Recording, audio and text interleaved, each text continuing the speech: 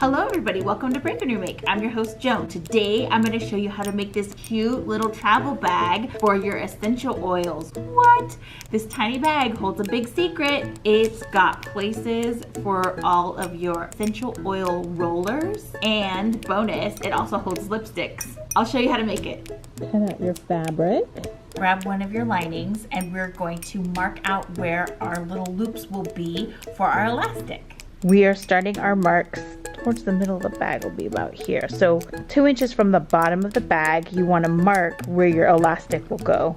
1/2 inch from the edge, that's the seam allowance. So we're going to start our elastic 3/4 of an inch from this far edge. That's where my stitch line is going to be for the start of my elastic.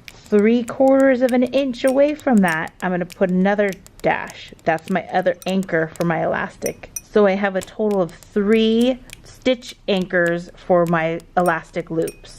This is my 5.5 piece of elastic. Here is my fabric with the marks. I'm going to go ahead and anchor my loops onto this fabric. I've got my elastic. I'm going to fold it 1/2 inch back. I'm going to lay it on my first stitch line. I'm going to anchor my elastic here to start. It's going to be tricky, but I believe in you.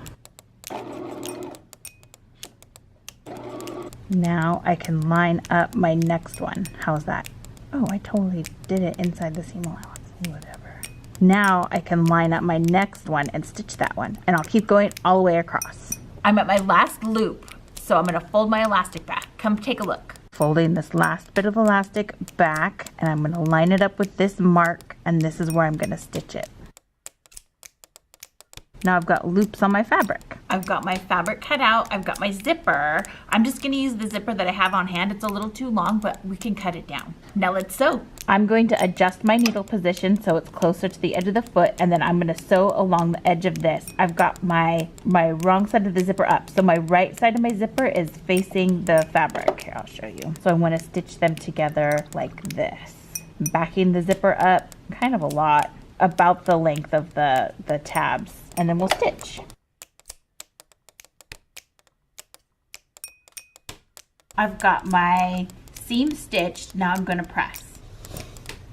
Whoa, so steamy. Now that we've got our outer pressed, we've got our lining ready to go, we're going to make these one. I love having a long zipper too because then it makes it easier to access all of the stuff I need to access. Let's sew the lining. So this takes some figuring out, but I want you to lay your lining fabric with the zipper facing inside the bag. So here's my zipper facing towards the inside of the bag. My outside fabric is facing me. I'm laying this right here. I'm going to stitch along this edge, anchoring all this down, and then we'll flip it inside out. When you get to this corner, be careful because your zipper is doing some weird stuff, but you'll feel it as you stitch.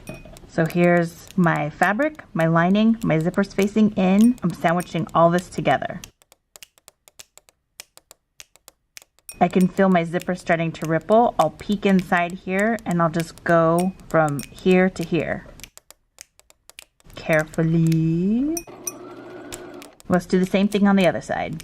Outside fabric facing up, lay this bad boy in, and then we'll stitch this. The elastic's going to give you the business, but you'll be fine. Awesome. Done. Now we're going to flip everything to the right side and we're going to press. Ooh, magic. Now we can close it all up. I'm going to close up the outside first so the outside looks nice and clean and beautiful, and then we can close up the lining. So I'm going to line these outside pieces up and I'm going to stitch along here.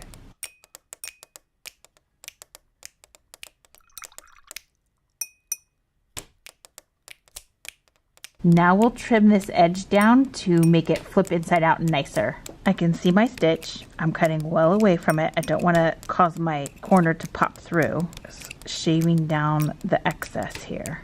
There. I've got the outside of my bag closed. Now we just need to close the lining. They're a little off for me. I'm going to line them up as best I can and close the lining up, but we have to leave a gap so we can pull the bag through. Let's hope for the best. I'm going to leave this part open right here so I can pull the bag through, and then I'll just stitch it shut.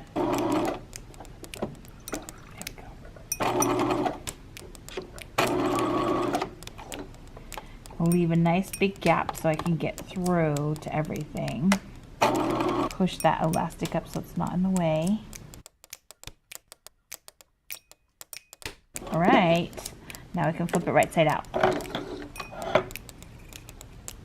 Now comes the magic. It's a pretty small hole. Okay, here we go. Here we go. I've turned a tide. Woohoo!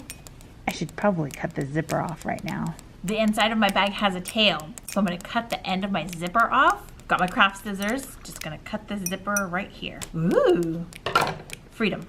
Now we can close up this hole. Here's the hole. I'm just gonna go ahead and sew that shut.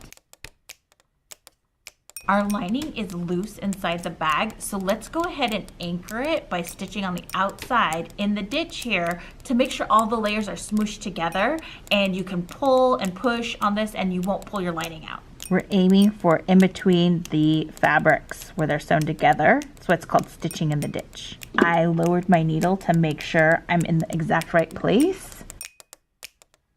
Go as far as you can. You probably won't get very far. We've stitched in the ditch.